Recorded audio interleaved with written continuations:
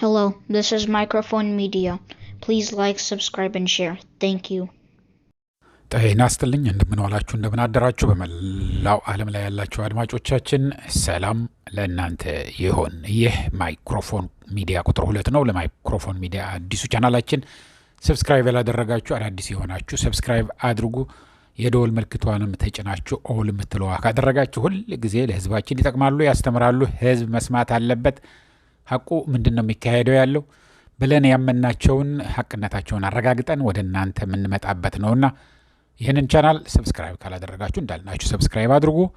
ላይክ ሼር በማድረግ ደግሞ እንድታበረታቱት አዲሱ ቻናል በፍጥነት እያደገ ያለ ቻናል ነው እና ተቀላቀሉ እያልኩኝ አድማጮቼ ዛሬ ለየት ያለ ፕሮግራም ይዘንላችሁ መጥተናል። ስለ ኤርትራና አብይ አህመድ መካረር የሚመስል አዲስ አበባ በተለይ ከፍተኛ የሆነ ፈንጠዝያና ደንከራ በሁሉም ክፍለ ከተሞች በሁሉ ወረዳዎች እየተንቀሳቀሱ ያሉ አሉ። እሱን ወደ እናንተ እናመጣለን። ከኤርትራ በኩል ደግሞ እየሳቁ ነው መልስ የሚሰጡት ያሉት ምንድነው የሚሉት ያሉት እሱን ወደ እናንተ እናመጣለን። አድማጮቼ የተረጋገጠ በኤርትራ በኩል በተለይ በኤርትራ በኩል የሚነገረው ያለው እንተዋወቃለን ነው። እንተዋወቃለን ሲሉ ደግሞ ምን ማለታቸው እንደሆነ ነግረውናል። የተለያዩ ኤርትራውያን ከውጭም ያለው አገር ውስጥም ያለው ኤርትራ ውስጥም ያለው ሰራዊቱም እየተናገረው ያለው ወደ እናንተ እናመጣለን። እስከ መጨረሻ ከኛ ጋር ቆይታችሁ አድምጡት። እንዳልኳችሁ ሰብስክራይብ ያላደረጉ ብዙ እያዩት ነው ያሉትና ንገሯቸው፣ አስታውሷቸው እያሉን ነው። ሰብስክራይብ አድርጋችሁ የደወል ምልክቷን ተጫኑ። ኦል ምትለዋ መጫን ነው። አዲስ ቻናል ስለሆነ ሰብስክራይብ ያደረጉ እንኳን ትንሽ ሊሰለቻቸው ቢችልም ለአዳዲሶቹ ማስተዋወቃችሁ አታቁሙ እያሉን ነው ያሉት። ምክንያቱም በብዛት እያየው ነው ግን አይተው ዝም ብለው ነው የሚሄዱት። ሰብስክራይብ አያረጉም ያሉትና ሰብስክራይብ እንዲያደርጉ ንገሯቸው። ሰብስክራይብ አድርገውም ይሉናል ኦል የምትለው አይጩንም። ሰብስክራይብ ያደርጉና ኦል የምትለው ካልተጫኑ ሁሉንም ወደ እነሱ አይላክም። ስለዚህ በሙሉ እንዲደርሳቸው ኦል የምትለዋን መጫን አለባቸው ነው የሚሉን ያሉት። ይህንን ያልኩኝ እንግዲህ አድማጮች ይሄ አባይ ግድብ ዛሬ አባይ ግድብ ጀምረነዋል፣ ጨርሰነዋል። አሁን ወደ ኤርትራ የሚለው ነው አይደለም የሚደረግ ያለው። ስለዛ በደንብ እንነግራቸዋለን። ኤርትራ ውስጥ ያለው ደግሞ የተነገረን አሁንም እንነግራቸዋለን። ግን ምንድነው የሚደረግ ያለው አዲስ አበባ በጣም በሚያስቅ ሁኔታ ሚሊዮኖች እንደገና እያወጣ ነው አብይ አህመድ። ሚሊዮኖች። ይሄ ሚሊዮኖች በሁለት ነገር ነው የሚያገኘው። አንደኛ ከኤርትራውያን፣ ከትግራይ ተወላጆች፣ ከአማራ ተወላጆች ነጋዴ የሆኑ ገንዘብ ያላቸው እያሰረ እነዚህ ገንዘብ የሌላቸውም ቀየቀን ስራ ተሯሩጦ የሚሰሩ እያሰረ ገንዘብ እየሰበሰበ ነው ያለው። ከዛ እየዘረፈ ለሱ የሚያመጉሱ ለሱ ጀግና ሌላ ይቅር ምን የሚል መፈክር አየሁ መሰላችሁ? አባይን የደፈረ ለጠቅላይ ሚኒስትር መለስ ዜናዊ ስቲከር አሰርቶ ህዝቡ ራሱ አባይን የደፈረ ጀግና እያለ ሲለጥፍ ነበረ ህዝቡ።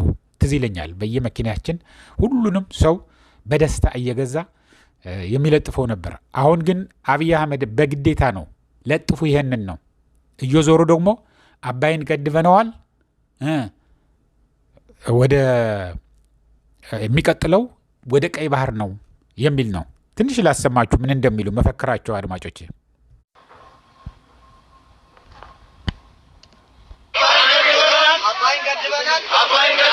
ጉዞ ወደ ቀይ ባህር፣ ጉዞ ወደ ቀይ ባህር፣ ጉዞ ወደ ቀይ ባህር፣ ጉዞ ወደ ቀይ ባህር። አባይን ገድበናል፣ አባይን ገድበናል። ጉዞ ወደ ቀይ ባህር፣ ጉዞ ወደ ቀይ ባህር፣ ጉዞ ወደ ቀይ ባህር፣ ጉዞ ወደ ቀይ ባህር።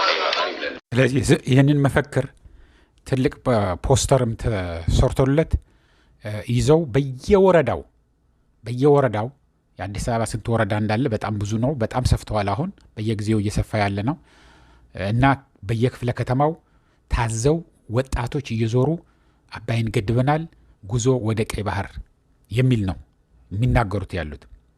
ተነስተን ወደ ቀይ ባህር መሄዳል ይሄ እያለ ነውና እንዴት ነው ብሎ እንግዲህ ኤርትራና የኢትዮጵያ ደግሞ ጦርነት ሊነሳ ነው። እንዴት ሊሆን ነው? ከፍተኛ የሆነ ችግር ደግሞ ሊመጣ ነው። የአፍሪካ ቀንድ ታይቶ ወደማይታወቅ ደግሞ ችግር ውስጥ ይገባል። ምክንያቱም ኤርትራ ከአማራው ጋርም ከትግራይም የጦር አውድማ ለማድረግ ሊሆን ይችላል ያሰበው። ከአማራ ጋር ተባብሮም ከኦላ ጋር ተባብሮም ሙሉ ኢትዮጵያ ወደ ጦርነት አውድማ ልትሆን ትችላለች ምናምን የሚል በጣም በብዛት ሰው እያሰበ እየተጨነቀ ነው ያለው። በኤርትራ በኩል ግን የነገሩን እንገራችሁ አድማጮች፣ አጠር አድርጌ ስለሆነ ማመጣላችሁ ማለት ነው። በኤርትራ በኩል አታስቡ ነው። አብይ አህመድ ደፍሮ ወደ ኤርትራ አይመጣም፣ አንዲት ጥይትን ብትሆን አይተኩስም። ሆን ብሎ አርእስት ለማስቀየር ያ አዲስ አበባ ውስጥ ከፍተኛ የሆነ ሰላማዊ ሰልፍ ይነሳብኛል፣ ይገለብጡኛል ብሎ ስለፈራ እንደ ኔፓል፣ እንደ ባንግላዴሽ፣ እንደ ስሪላንካ ይሆናል ብሎ ስለፈራ አርእስት ለማስቀየር ነው የሚያደርገው ያለው እንጂ በምንም ተአምር እየሳቁ ነው የሚመልሱልህ። በተለይ የኤርትራ ሰራዊት እየሳቁ እንተዋወቃለን፣ እግራችን ላይ ወድቆ አብይ አህመድ ሲለምነን እኮ ትዝ ይለናል። ፕሬዚደንት ኢሳያስ እግር ላይ ወድቆ እንዴት እንዳለቀሰ እናውቀዋለን።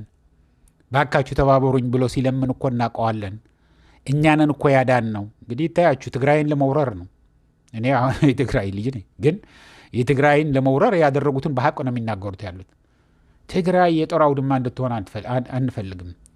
ትግራይ 360 ዲግሪ ተዘግታም እንድትኖር አንፈልግም። ከአማራም ጋር ከአፋርም ጋር ከኤርትራም ጋር ከሱዳንም ጋር እንገናኛለን፣ እንቀራረባለን፣ ወዳጅ እናበዛለን። ይህንን በደንብ ይታወቅ። ለምን ትግራይ ወረው አልነበረም? አብይ አህመድ ነው ትግራይን ያስወረረው ከላይ ሆኖ። የኤርትራ ተወላጆች ብዙ በደል አድርሰዋል። የአማራ ተወላጆች ብዙ በደል ትግራይ ላይ አድርሰዋል። የመላው የኢትዮጵያ ተወላጆችም ብዙ ነገር ብዙ ታይቶ ተሰምቶ የማይታወቅ ኤርትራ ትግራይ ውስጥ አድርሰዋል። ይህ ሁሉ ግን ማን ነው ኃላፊነት የሚወስደው? ቁጥር አንዱ አብይ አህመድ ነው። አብይ አህመድ ነው ጠርቶ የኢትዮጵያ ጠቅላይ ሚኒስትር የበላይ መሪ አገሬ ነው ህዝቤ ነው የሚል ቢሆን ኑሮ ጋብዞ አያስገባቸውም ነበር። ገብተዋል ወይ የኤርትራ ሰራዊት ገብተዋል ወይ እነፋኖ ገብተዋል ወይ እንደዚህ ሲባል እኮ ለምንድን ነው የሚገቡ ለምንድን ነው እንደዚህ የምትዋሹት ሲሉ ነው የነበሩ እነ ብርሃኑ ጁላ። ግን አሁን ዋናው ነገር የኤርትራ ሰራዊት እንተዋወቃለን፣ አይመጣም፣ አይደውል፣ ጭራሽ እንኳን ሊመጣ አይተኩስም፣ በሩቅ ሆኖ እንኳን አይተኩስም። ምን ሊደርስበት እንደሚችል ያውቀዋል። ኃይሉ እናውቀዋለን፣ ኃይላችንም ያውቀዋል። አብረን እኮ ነበርን። ምን አይነት ሰራዊት የኢትዮጵያ ሰራዊት እንዳለው እኮ እናውቃለን። የኢትዮጵያ ሰራዊት ምን አይነት እንደሆነ እናውቀዋለን። ሂድ እያልክ ግማሹ ከኋላ ሆነህ ግፋ እየተባለ በጥይት ግቡ እያልን እኮ እኛንን ምንነዳቸው የነበረው ትግራይ ውስጥ ከኤርትራ በኩል አይደለም ከፍተኛ ዘመቻ የመጨረሻው የተደረገው። ከፊት ለፊት ያለ ሰራዊት በሙሉ እግረኛ ሰራዊት የኢትዮጵያ ሰራዊት ነው። በሸራሮ አድርጎ በሽሬ አድርጎ ወደ አክሱም አድዋ የመጣው ማለት ነው። ስለዚህ እኛንን ስንነዳው የነበረው ምን ያህል ፈሪ እንደሆነ ምን ያህል እጅ ለመስጠት ዝግጁ እንደሆነ። በተለይ ደግሞ ትግራይ ሲሄድ ትግራይ ምንም ነገር አያረጉኝም፣ ወስደው ይቀልቡኛል፣ ይህንን ስራ አይሉኝም፣ ችግርም አይፈጥሩብኝም፣ የተማረከ ትግራይ ውስጥ እድለኛ ነው እያሉ ስለሚያስቡ ጭራሽ እጃቸውን ለመስጠት ነው። እጁ ሲያነሳ ግን በጥይት ነበር የሚቀላው። በትግራይ አይደለም በሚነዱት ያሉት ነው። ስለዚህ አብይ አህመድ ለጉራና ለአርእስት ለማስቀየር ነው እንደዚህ የሚለው ያለው እንጂ እንኳን እሱ እንኳን ሰራዊቱ ህዝቡንም ያውቀዋል። አሁንስ ንቀውታል። ማንም ተባባሪ የለውም። አሁን ከአብይ አህመድ ጋር ቆሞ ኤርትራን የሚወር ትግራይን የሚወጋ አይኖርም። አስቸግሮ አታልሎ አስፈራርቶ ሊያመጣቸው ይችላል። አንድ ጥይት ሳይተኩሱ ግን እጃቸው ይሰጣሉ። ሰራዊቱ እናውቀዋለን፣ ምን አይነት ሰራዊት እንደሆነ የኢትዮጵያ ሰራዊት እናውቀዋለን።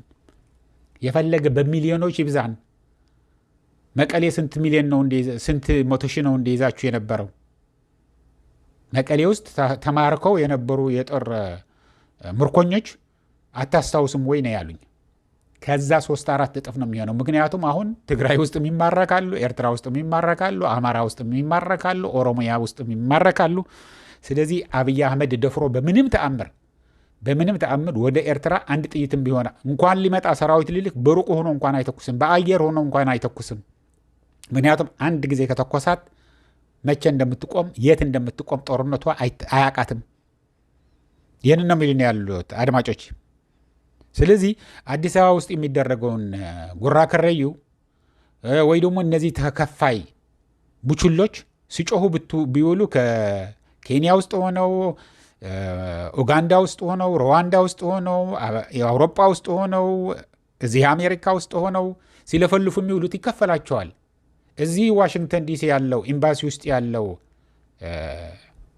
የኢትዮጵያ ተወካዮች እዚህ ዋሽንግተን አካባቢና አሜሪካ ውስጥ ያሉትን በሙሉ እነዚህ አብይ አህመድ እየደገፉ የሚውሉትን በየወሩ ቸክ እየቆረጠ ነው የሚልክላቸው።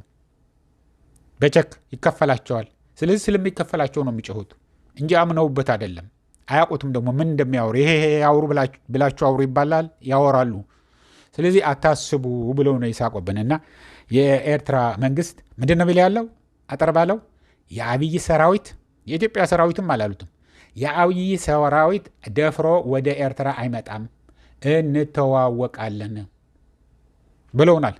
ይህንን እያልኩ እንግዲህ አድማጮች ሌሎችም እንዲሰሙት ሁላችሁ ምንድነው ማድረግ ያለባችሁ? ላይክ ሼር አድርጉት እያልኩኝ እዚህ ልሰናበታችሁ። እስከሚቀጥለው ጊዜ ድረስ ሰላም፣ ደህና ዋሉ፣ ደህና